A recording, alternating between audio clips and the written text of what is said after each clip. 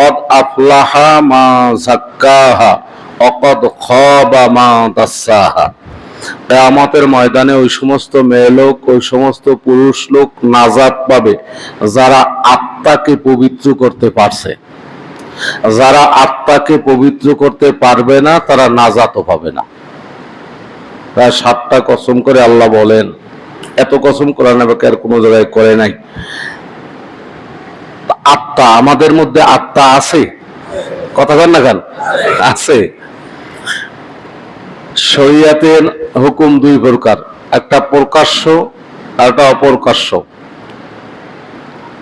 প্রকাশ্যটা আমরা অনেকে মানি আর না মানি জানি, অপ্রকাশ্যটা অনেকেই জানি না। প্রকাশ্যটার উপরে আমাদের কিছু আমল আছে, এটা করি, কিন্তু অপ্রকাশ্যটার উপরে জানিও না অনেকেই, আর জানলে অনেকে করি না, বাস চলছে। কিন্তু আহকামে শরিয়া জাহের যেটা, এটা কোনটা কোনটা আমল করা ফরজ, কোনটা কোনটা আমল করা ওয়াজিব, কোনটা কোনটা সুন্নতে মুআক্কাদা। ঠিক আহকামে শরিয়ার বাতেন যেটা, গোপন যেটা, এটাও কোনটা কোনটা আমল করা ফরজ, নামাজ পড়া ফরজ। এটা সবাই আমরা জানি কি জানি না? কথা বলতে হইবে, খুব খেয়ালের সাথে শুনবো আর কথাও বলবো, অল্প সময় তো। নামাজ পড়া ফরজ, এটা আমরা জানি কি জানি না? জানি, এবং নামাজ অনেকে পড়ি। কিন্তু আপনার মধ্যে হিংসা আছে, হিংসা দূর করা কি? কথা বল না, এটা ফরজ, এই অনেকে জানি না। হিংসাটা কি বুঝি না, এই যে আপনার গোপন। প্রকাশ্যটা আপনি জানেন, গোপনটা আপনি জানেনও না, মানেও না, চেষ্টাও নাই, জানার চেষ্টাও করি না, মানা তো পরে। এই অবস্থায় আমরা আছি। রিয়া, রিয়া বোঝেন? লোক দেখানো ইবাদত। মানুষে যেন ভালো বলে, মানুষে দেখুক, মানুষে জানুক, মানুষের এটা জানলে আপনার খুব ভালো লাগে, যে জানছে আমি কোরবানি দিই, জানছে আমি দান করছি। মানুষকে দেখানো আপনার উদ্দেশ্য, এর নাম কি? রিয়া। এর নাম কি? আরবিতে কি বলে? রিয়া। এইটা যদি আপনার মধ্যে থাকে, কোনো ইবাদত কামে লাগবে, এটা দূর করাও ফরজ। এটা দূর করাও কি ফরজ।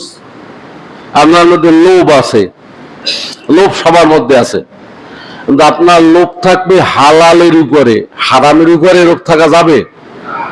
তারপরে রয়েছেন 5,000 টাকা করিয়ে রয়েছেন, ব্যাস কেউ দেখে নাই, আপনি আসতে কেউ করেন নাই, জানান নাই, বাস পকেটে লইছেন।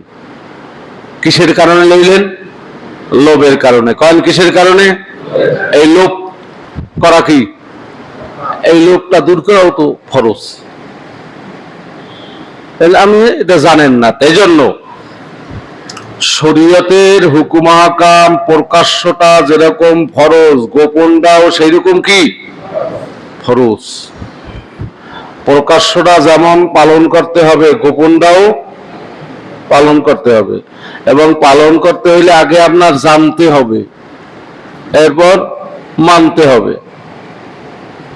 জানিও না, মানিও না, এই বিষয়টা আলোচনা আজকে আনছি কেন? এই 2-3 দিন আগে এক লোক, ভালো আলেম, এক সংগঠন করেন, আমি ভালো চিনি, চা খাইতে বসছি, উনি বলেন কি, আমার প্রশ্ন করে, হুজুর কথা জিজ্ঞেস করতাম, রাগটা কইবেন না? কথা জিজ্ঞেস করে তো রাগ হওয়ার কথা না। বলেন কি? হুজুর পীর ধরা কি? প্রশ্নটা কি? সবাই কেন পীর ধরা কি? আমি চিনতে পারতেছি না, আলেম মানুষ, এবং উনি যেই সংগঠন করে এটা আমি জানি। উনি কেন প্রশ্ন করছে এটাও আমি বুঝছি ভালো করিয়া, বুঝলি যে এখন বলতেছি যে আমার কথা বললে তো লাভ নাই। আপনি হাকিমুল উম্মত, মুজাদ্দিদে মিল্লাত শাহ আশরাফ আলী থানভী রাহমাতুল্লাহ আলাইহি কি হক মনে করেন না না হক মনে করেন? হ্যাঁ, কি করেন? এটা হক মনে করি, আলহামদুলিল্লাহ। এই জন্যই মনে কিছু করবেন না। ওনার ফতুয়াটা শোনাই, আমার তো বললে কোনো লাভ নাই, আমি তো কি জানি আর কি বল। তো উনি চুপচাপ। আমি সে থানবী রহমাতুল্লাহর কাছে এক ব্যক্তি এসে প্রশ্ন করছে পীর দ্বারা কি। থানবী রহমাতুল্লাহ বলেন পীর দ্বারা ফরজ। পীর দ্বারা কি সবাই জ্ঞান, তবে যেই ফরজ কইছে ওনার কান টান সব দাঁড়াই গেছে, চক্ষুটুকু বড় হয়ে গেছে। আমার ফতুয়া আমি শুনাই নেই, আমার ফতুয়া আমি শুনাই নেই, থানবী রহমাতুল্লাহর ফতুয়া শুনাইছি। পীর ধরা কি ফরজ, তবে তবে কি না, এটা প্রশ্ন করবেন, আমি ভালো করে বুঝছি। তবে আপনি জব দেন তো, নামাজ পড়া কি, আপনারা করেন নামাজ পড়া কি ফরজ, এটা কমান্ড হবে, কোনো শর্ত টর্ত নাই। উজু করা কি, আলেম ওলামারাও কিন্তু আছে, এই যারা একটাই পরে এরা কিন্তু এমনি আলেম, ওলা বুদ্ধি একটা উদাহরণ দিব। অজু করা কি, হ্যাঁ এই আসেন, অজু করা মূলত ফরজ না। অজু করা কি ফরজ না, স্বাভাবিকভাবে অজু করা মুস্তাহাব। আপনি নামাজ পড়েন না, রোজা হয় না, আপনি সবসময় অজুর সাথে থাকবেন, অজুর সাথে থাকবেন, এরকম মানুষ আছে না নাই? আছে, অজুর সাথে থাকবেন। এই স্বাভাবিকভাবে অজু করা, অজু অবস্থায় থাকা কি মুস্তাহাব। কোন সবাই মুস্তাহাব। যদি স্বাভাবিকভাবে সবসময় আপনি অজু অবস্থায় না থাকেন, আপনার কোনো গুনাহ হবে? গুনাহ হবে না। থাকলে ভালো, ইমানের সাথে মৌত হওয়ার সম্ভাবনা অনেক, উপকার অনেক অজু অবস্থায় সবসময় থাকতে পারলে। তাহলে স্বাভাবিকভাবে অজু করা, অজু অবস্থায় থাকা মুস্তাহাব। কিন্তু আপনি নামাজ পড়তে আসবেন, জোহরের আজান হয়েছে, জুমার আজান হয়েছে, আসরের আজান হয়েছে, আপনি প্রস্রাব করছেন, এখন নামাজের জন্য আসবেন, এই পাক পবিত্র হইয়া এখন অজু করা কি ফরজ। বুঝাইতে পারছি? এমনি ছিল কি মুস্তাহাব, এমনি ছিল কি মুস্তাহাব, কিন্তু এখন কারণে অজীব ফরজ হয়েছে। আমি নামাজ পড়বো, তা নামাজ পড়া ফরজ, নামাজ পড়ার কারণে এখন অজু করাও কি ফরজ। তাইলে অজু সরাসরি ফরজ ছিল না, অজু সরাসরি কি ফরজ ছিল না, এটা কারণে ফরজ হয়েছে, যে আমি এখন ফরজ ইবাদত আদায় করব, এই জন্য আমার অজু করাও কি ফরজ। থানবী রহমাতুল্লাহ বলেন পীর দ্বারা ফরজ, তবে তবে কি, খেয়ালের সাথে শুনবো, তবে কি, তবে হলো আল্লাহ আসলে তো পীর দেওয়া কিছু না, এটা তো মুস্তাহাব, কিন্তু আত্মশুদ্ধি করা কি ফরজ। সবাই কাজ, এই যে আয়াত পড়ছি, ক্বাদ আফলাহা মান যাক্কাহা ওয়া ক্বাদ খাবা মান দাসসাহা, আত্মশুদ্ধি করা কি ফরজ। এখন আত্মশুদ্ধি করবেন কেমনে, এটা হবে কেমনে, এটা আপনার জানা লাগবে, আত্মশুদ্ধি করতে হবে। এখন এটা জানবেন আপনি কেমনে। ওই যারা এনে ইফতায় পড়ে এরা সব কিন্তু আলেম, এরপর এখানে এসে ওস্তাদের কাছে পড়া লাগে, কারণ কি এত জানে, এমনি দেখে পড়তে পারে, এখানে আসে কেন, আইন ভর্তি হইল কেন, এখানে কেন ভর্তি হইল, খুব খেয়ালের সাথে শুনি। আপনার আত্মশুদ্ধি করা মূলত ফরজ। আত্মশুদ্ধি যদি আপনার করতে হয়, আল্লাহ পাক রাসূল পাক সাল্লাল্লাহু আলাইহি ওয়াসাল্লামকে বলেন, ও নবী আপনাকে দুনিয়ায় প্রেরণ করেছি কেন, ইয়াতলু আলাইহিম আয়াতিহি ওয়া ইউযাক্কিহিম ওয়া ইউআল্লিমুহুমুল কিতাবা ওয়াল হিকমা ওয়া ইন কানু মিন ক্বাবলু লাফি দালালিম মুবিন। চারটি কাজ, রাসূল আপনার চারটি মিশন। আপনি তেলাওয়াতে বা কালাম শিক্ষা দেবেন, বিশুদ্ধ শিক্ষা দেবেন, শুনাইবেন, তেলাওয়াত করবেন, এটা আপনার নবী দায়িত্ব। এরপর ওয়াইউযাক্কিহিম, তাদেরকে তাসকিয়া করবেন, এখানে আলেমোলামারা বুঝবে, আপনারাও বুঝবেন একটু পরে, আলেমোলামারা বুঝবে সাথে সাথে। জাক্কি, জাক্কাই জাক্কু, বাবে তাভিল থেকে, তাভিলের খাসিয়ত আছে, আলেমোলামারা বুঝে। একটা হইল হওয়া, আর একটা হইল করা। একটা কি সবাই কেন হওয়া, আর একটা করা। এদের আরবিতে কয় ফেলে লাজেম আর ফেলে মুতাআদ্দি। লাজেম যেটা এটা হওয়া, এটা অর্থ হয় হওয়া, আর মুতাআদ্দি এটা হওয়া না, এটা করা। যেমন আপনি বীজ বপন করেন জমিনে, এটা একজন লোক লাগে কি লাগে না? কথা কন। বীজ বপন করতে একটা লোক লাগে, যে করে লাগায় এলে ফাইল, এলে কর্তা, একটা লোক লাগে। বীজ বপন করতে একটা লোক লাগে, কিন্তু ওই বীজটার মধ্যে ধান হইবে, এই ধানটা কি কোনো মানুষে হওয়ায়? ওটা কে হয়? আল্লাহ পাক। কিন্তু আমরা দেখি কি এমনি এমনি ওটা হয়, ওইটাই হওয়া, ওটা কোনো করা না। কিন্তু ওই বীজ বপন এইটা হলো কি করা, আর ধানটা এটা কি হয়, অনেকের কোনো লাগে না। তা লাজেম আর মুতাআদ্দি দেখেন, আল্লাহ পাক নবীরে বলেন, ও নবী, তাসকিয়া হইবে না মানুষ, তাসকিয়া আপনি করবেন। তাসকিয়া কেউ নিজে নিজে হইতে পারে না। তাসকিয়া যা আপনি আত্মশুদ্ধি করবেন, আত্মশুদ্ধি হবে না। তা আত্মশুদ্ধি করতে হইলে একজন কর্তা লাগে, লাগে। নবীরে বলে আপনার কাজ আত্মশুদ্ধি করা, আপনি আত্মশুদ্ধি করবেন, এরা এমনি এমনি হবে না। যেমন আপনার অক্ষর জ্ঞান আছে, আপনি বাংলা দেখে পড়তে পারেন, এরপর স্কুল কলেজে যাওয়া লাগে, শিক্ষকের কাছে যাওয়া লাগে, ওইটা বুঝলেন, আর এই নেশে বোঝেন না। ওনারে বলতেছি এই নেশে আপনার বিরাট সমস্যা, আপনি আলেম মানুষ, আপনার তো প্রশ্ন করাই ঠিক না। আপনি বলুন ইউযাক্কিহিম, এটা ফেলে লাজেম না ফেলে মুতাআদ্দি? চুপ হয়ে গেছে, এখন চুপ হয়ে গেছে। শোনেন, আপনি কোরআন হাদিসে না আলেম ওলামার কাছে যাইবেন কি? পীর মানে কি? শিক্ষক, ওস্তাদ, যাওয়া লাগবে না। কোরআন হাদিস দিয়ে বলেন, কোরআন হাদিস তো একজনের কাছে শিখছেন, যে শিখছেন এই আপনার পীর, যার কাছে শিখছেন এই আপনার শিক্ষক, এই আপনার ওস্তাদ, যার কাছে আপনি শিখছেন। শেখা লাগবে। যদি একজন এনে যারা আসছেন, যদি আপনারে কোরআন শরীফ বাইর করে দিয়ে, আপনি যদি কোনো মাসলা মাসাইল বাইর করে দিয়া কিছু বলতে পারবেন, এরকম দিক ঠিক করতে পারবেন, তা আপনার তো একজনের কাছে যাওয়া ফরজ। কারণ পীররা কি কথা কয় না, আপনি জানেন না, আপনার জানা লাগবে, শেখা লাগবে, আপনার আত্মশুদ্ধি হওয়া লাগবে। আত্মশুদ্ধি হওয়া কি ফরজ। এখন থানুর রহমত তবে বললি বলে ফরজ, তবে এটা মূলত ফরজ ছিল না, কারণে, যেমন নামাজ ফরজ, অজু ফরজ ছিল না, কিন্তু কারণে কি হয়ে গেছে ফরজ।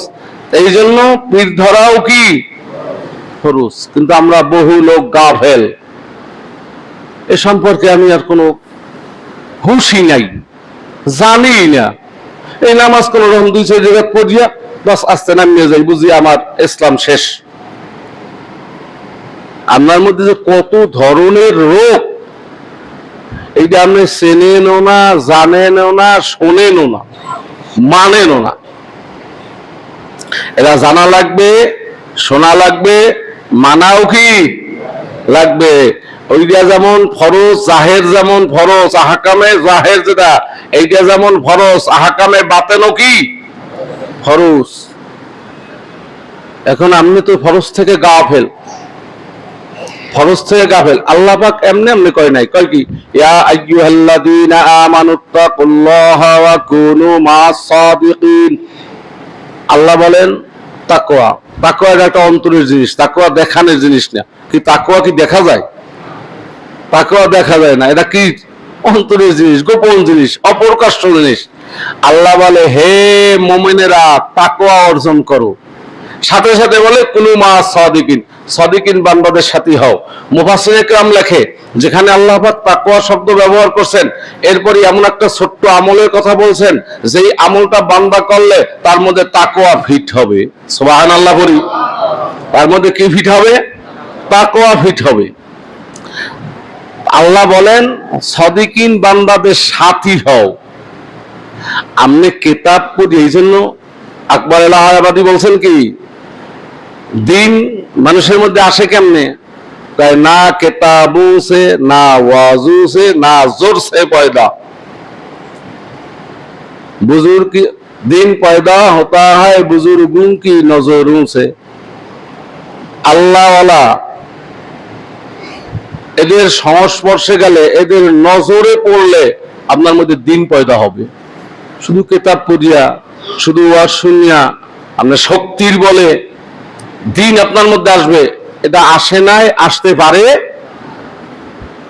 ওমর রাদিয়াল্লাহু সবাই জানি মুহূর্তের ব্যাপার।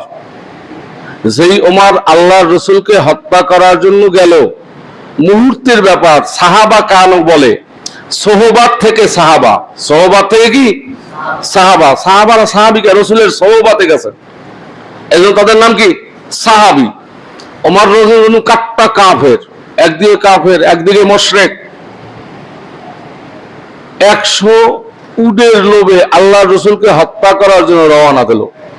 মুহূর্তের ব্যাপার হয়ে গেল, রাসূলের সংস্পর্শে গেলেন, মুহূর্তের মধ্যে পরিবর্তন হয়ে কলেমা পড়ে, মুহূর্তের সোহবাত, কলেমা পড়ে মুসলমান হয়ে গেলেন। সুবহানাল্লাহ বলি। মুসলমান হয়ে শুধু বসে রয় নাই, ওই তরবারি নিয়ে এবার খানায় কাবার সামনে গিয়া একা দেখেন কলেমার পাওয়ার কেমন। যখন কলেমা কারো মধ্যে ফিট হয়, ইমানি জজবা, ইমানি শক্তি কিভাবে পয়দা হয়, একা ঘোষণা করছেন, এই তোমরা থামো। যেই ওমর মুহাম্মদুর রাসূলুল্লাহ সাল্লাল্লাহু আলাইহি সাল্লামকে হত্যা করার জন্য গেছিল, সেই ওমর আমি না। তোমরা ভালো করে শুনে নাও, আমি একটু আগে কলেমা পড়ে মুসলমান হয়ে গেছি। এই তরবারি এখন আল্লাহর রাসূলের বিরুদ্ধে যাবে না, আল্লাহর রাসূলের বিরুদ্ধাচরণ যারা করবে তাদের মাথা এই তরবারি রাখবে না। মারপিট শুরু হয়ে গেল, একা, মাত্র একা মারপিট শুরু হয়ে গেল। বাস মার খায়, মার দেয়, কিন্তু কলেমা ছাড়ে না। সুবহানাল্লাহ বলি। কলেমা কি? একদিন খাব্বাব রাদিয়াল্লাহু তাআলাকে বলেন, খাব্বাব তোমার ইসলাম গ্রহণে কষ্ট বেশি হয়েছে? আমিরুল মুমিনিন বলতেছেন ওমর ফারুক রাদিয়াল্লাহু তাআলা, না আমার ইসলাম গ্রহণে কষ্ট বেশি হয়েছে, একটু পরে আলোচনা করি। খাব্বাব কোনো কথা বলে না, ঠোঁট দুইটা কাঁপে। কি ব্যাপার? চোখ দিয়ে পানি বেরে। আমিরুল মুমিনিন এইটা আমি বলতে পারবো না। দেখে জিহ্বার মধ্যে একটা ঠোসকা। ব্যাপার কি? ঠোসকা কেন? এটা শুনবেন পরে। আপনি জিজ্ঞেস করছেন না ইসলাম গ্রহণে আমার কি কষ্ট হয়েছে? উনি জামাটা জাগাইয়ে পিঠ দেখান, যে পিঠ চামড়া নাই, গোশত নাই, হাড্ডি বের হয়ে গেছে। খাব্বাব এরকম কোন মানুষের কোমর হতে পারে? আমিরুল মুমিনিন কলেমা পড়ার কারণে কাফের বেঈমানেরা হাত পাও বান্ধিয়া এরপরে জ্বলন্ত কয়লার উপরে শোয়াইছে, চামড়া পুড়িয়া, গোশত পুড়িয়া, রক্ত দিয়া, এরপর এটা ঠান্ডা হয়ে গেছে, এতে পিঠে এই অবস্থা। এরপর কলেমা পড়ি এই অপরাধে জিব্বেরা বাইর করিয়া আগুনের শলাকা গরম করিয়া জিব্বার মধ্যে ঢুকাই গেছে। আমিরুল মুমিনিন 2 চোখের পানি ছেড়ে দিয়েছেন, খাব্বাব চুপ করো, তোমার ইসলাম গ্রহণ আর আমার ইসলাম গ্রহণে অনেক পার্থক্য, তোমার ইসলাম গ্রহণের কাছাকাছিও আমি ওমর নাই। সুবহানাল্লাহ বলি। আপনি মাগনা ইসলাম পাইছি, 5 ওয়াক্ত নামাজই আপনি পড়েন না, কোন দিক জানার চেষ্টা আপনি করেন না। এই জন্য দিন যদি আসতে হয় আল্লাহ ওয়ালাদের সোহবাতে যাওয়া লাগবে কি লাগবে না? আপনি তো আলেম ওলামা না, সাধারণ মানুষ, কিচ্ছু জানেন না, কিচ্ছু জানেন না দিন সম্পর্কে। কিন্তু যারা আলেম ওলামা, নাম শুনছেন সবাই, আব্দুল কুদ্দুস গাঙ্গুহি রহমাতুল্লাহ আলাইহি, ওই জমানায় বড় বুজুর্গ, বড় আলেম, বড় শায়েখ, দেশ বিদেশ থেকে মানুষ তার কাছে ভিড় জমাইতো আত্মশুদ্ধির জন্য। আত্মাকে শুদ্ধ করবে কেমনে ভিড় জমাতো, আসতেন। কিন্তু ওনার এক নাতি ছিল, হেও বড় আলেম, শাহানশাহ, ও দ্বারের কাছে যাইতো না। বাস হুজুরে ইন্তেকাল হয়ে গেলেন, এখন লোকজন আসা বন্ধ হয়ে গেছে, হাতিয়েতে বা যাইতে হুজুর থাকতে এখন আয় না। হঠাৎ করে দিলের মধ্যে তার জজবা পয়দা হয়েছে যে সর্বনাশ, আমার দাদায় যখন ছিল আমি এই কাজটা করি না, এই কাজটা জানিও না। আলেম কিন্তু ছোট আলেম না, বড় আলেম। আমি এটা বন্ধ করলাম, আমরা ভুল করছি, তো এখন কি করতে পারি? দাদা এত নাই, আমি তখন তার কাছ থেকে এই দিন এটা শিখি নেই, এই ইলম আমি অর্জন করতে পারি নাই, এখন আমি কি করতে পারি? এমনি বড় আলেম, কিতাব জানেন, জাহের জানেন, কিন্তু বাতেন কেমনে সংশোধন হবে এটা শিক্ষা করে নাই। চিন্তা করি, সংবাদ পাইলেন বলখের মধ্যে এই আব্দুল কুদ্দুস গঙ্গুই রহমাতুল্লাহ একজন খলিফা আছেন। চিন্তা করলেন যাক তার কাছে যাব, গেছেন। আবার ওই খলিফা সংবাদ শুনছে যে আমার শায়েখের নাতি আসতেছে। সংবাদটা শুনিয়া উনি লোকজন নিয়ে, মুরিদান নিয়ে, ওনায় আগাইয়া নিয়ে খুব শান শওকতে বসাইয়া খুব আদর আপ্যায়ন করলেন। 2 দিন 3 দিন পর্যন্ত খুব আদর আপ্যায়ন করেন। 3 দিনের দিন বলতেছে, হযরত আপনি তো আদর আপ্যায়ন অনেক করছেন, কিন্তু আমি এজন্য তো আপনার কাছে আসি নাই। কেন আসছেন? আমি আসছি আপনি গঙ্গুহি থেকে, আমার ঘর থেকে যেই দৌলত নিয়া এই বলকে আসছেন, ওই দৌলতের একটা অংশ একটু আমারই দেন। বলার সাথে সাথে শায়েখের চেহারা পরিবর্তন হয়ে একটা হাত মারলেন, যে বেটা তাইলে ওই কুর্সিতে বসা কেন? ওই দৌলত নিতে আসছে থাকো, নিচে নেমে বস। ওই সাংসাও কাজে বসতো কেন? ওই বস। উনি মূলত গেছেন আসলেই নিজেকে আত্মশুদ্ধি করার জন্য, ওই উঠছে নিচে বসছে। তা এখন হুজুর ঠিক আছে, তোর দায়িত্ব হইলো যে ওই যে এখানে যে পানির ট্যাঙ্কি, শীতকাল মুসল্লিরা আমরা উজু করবে, পানিতে গরম করা লাগবে, প্রত্যেকদিন গরম করে দিবি, এটা তোর কাজ। তাহলে বড় ডাক্তার বুঝছে আর রোগ কোন জায়গায়, এই জিনিস পাইতে হইলে রোগটা তো দূর করা লাগবে। এর মধ্যে অহংকার, এর মধ্যে কেবের, এর মধ্যে বরত্ব, বরত্ব দূর করতে হবে কেমনে এটা বুঝছেন। রামনে তো শাহানশাহ, এমনি এমনি আপনার কাছে আইবে, এমনি এমনি এমনি নামাজে দাঁড়াইলি খেয়ালে আইবে যে আল্লাহ আমাদের এসাই দিছে, এত সোজা। এমনি এমনি এসে দিবে, এত সোজা না। এখন বেশ কিছুদিন হুজুর ফিরিয়েও চায় না, এখন ওই উনি করতেছে, ওনার তো জানা লাগবে, উনি এখলাসের সাথে গেছেন। এই জন্য তাসাউফের শুরু হইলো এখলাস দিয়া, শেষ হইলো ইহসান দিয়া। বোঝা লাগবে, জানা লাগবে। আপনার নামাজটুকু কোহেই জানেন না, বলবে কোন সময় আর আপনার শুনেইবে কোন সময়। বাস কিছুদিন পরে পরীক্ষা করলে উস্তাদ যে শায়েখ পরীক্ষা করতেছে যে কাঠ কাটে বলছে, আর ময়লা পরিষ্কার করে যে ওর কাছ দিয়ে যাবা যেমন গন্ধ আর নাকে লাগে, কাছ দিয়ে যেই যায় গন্ধ লাগা ব্রাহ্মক, আমার সামনে দিয়া এই ময়লা নিয়ে যাও, যদি গঙ্গু হইতো ওনার এলাকার কথা বলেন তো তোরা দেখাই দিতাম। শায়েখ জিজ্ঞেস করে কি বলছে? হুজুর এই কথা বলছে, এখনো চাউল গলে নাই, কেবের এখনো যায় নাই, বরত্ব কমে নাই, আপনার অবস্থা আপনি বুঝুন। আমি ঘটনা শুনে এই উদ্দেশ্য না, আপনার অবস্থাটা আপনি বুঝুন। কেবের যায় নাই, এরপরে আবার কিছুদিন পরে দায়িত্ব দিয়েছেন, যাও এইবার যেন আর গায়ে কিছু ময়লা পড়ে। গায়ে ময়লা পড়ছে আজকে, আজকে আর রাগটা কয় না, একটু চাইছে। জিজ্ঞেস করি হুজুর আজকে চাইছে, এখন হয় নাই, আরো লাগবে। পরের দিন আবার কিছুদিন পর আবার এইবার যে গায়ে পড়ছে উঠি ওনার পাউত আছে, ভাই আপনি কি ব্যথা পাইছেন? আমারে মাফ করে দেন। উনি কোনো অন্যায় করে নাই, করছে উনি মাফ চায়। হুজুর বলে হ্যাঁ এই কেবের দূর হইছে, সুবহানাল্লাহ বলেন। বোঝেন আপনার মধ্যে যে কেবের আছে, কেমন কেবের? আপনি বড়, আপনার একটু কেউ কইলি আপনার গায়ে লাগে। হ্যাঁ, ওনার গোলাম নাকি আমি? ওনার কাছে আমি ঠেকছি নেই, আর হুজুর নাই দেশে, ওনার কথাই শোনা লাগবে। আপনার এই প্রকৃতির, আপনার অবস্থা কোনখানে আপনি বুঝুন।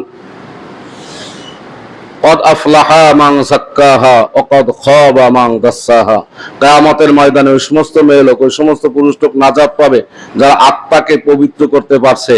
যারা আত্মাকে পবিত্র করতে পারবে না তারা নাজাতও পাবে না। এজন্য আমাদের ভিতরে হিংসা, রিয়া, অহংকার, দেমাগ যেগুলো আছে এগুলো জানা লাগবে। কোনটারে হিংসা বলে, কোনটারে রিয়া বলে, কোনটারে রাগ বলে, কোনটারে লোভ বলে। এরা আবার সবুর শুকুর তাওয়াক্কুল এটা কেমনে পয়দা করবো ভিতরে, এটা জানাও লাগবে, শেখাও লাগবে। নামাজ পড়া যেমন ফরজ, এগুলো জানিয়া মানাও কি, এতটুকু আমি বুঝাতে চাইছি। এই অল্প সময় এর চাইতে আর বেশি কিছু বলা যায় না। আল্লাহ পাক রব্বুল আমিন আমাদেরকে বোঝার, মানার, আমল করার তৌফিক সবাইকে দান করে। সকলে বলি আমিন।